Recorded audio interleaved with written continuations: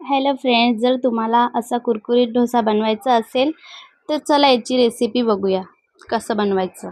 तर याच्यासाठी आपल्याला घ्यायचं आहे उडीद डाळ, अख्खे मठ, अख्खे चना, मूग, मसूर डाळ, तांदूळ हे सर्वांना मस्त मिक्स करून घ्यायचं. मिक्स झाल्यावर 2-3 पाण्याने धुवून घ्यायचं. ते मी दाखवलं नाही, तुम्ही धुवून घ्यायचे. मग त्याच्यात रात्रभर पाणी टाकून भिजत घालायचं. रात्रभर भिजत घाललं की सकाळी उठून त्याचं हे असं होईल. मग मिक्सरमध्ये वाटून घ्यायचं. त्याचा असा पेस्ट तयार होणार. त्याला चांगलं मिक्स करून घ्यायचं. थोडं पाणी, मीठ टाकायचं त्याच्यात.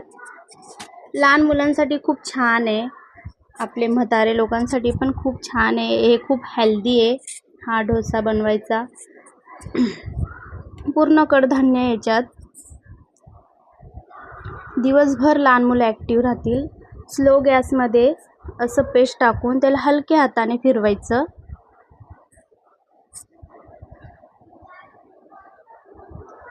तुम्ही बघू शकता किती छान डोसा रेडी झाला आहे. हे बघा, मऊमऊत डोसा आहे. खायला पण खूप टेस्टी लागतो. तुम्ही बघू शकता कुरकुरीत झाला. तुम्हाला अगर हा व्हिडिओ आवडला असेल तर लाईक, कमेंट, शेअर ज़रूर करा. आणि हा डोसा तुम्ही सगळे नक्की ट्राय करा. Bye bye.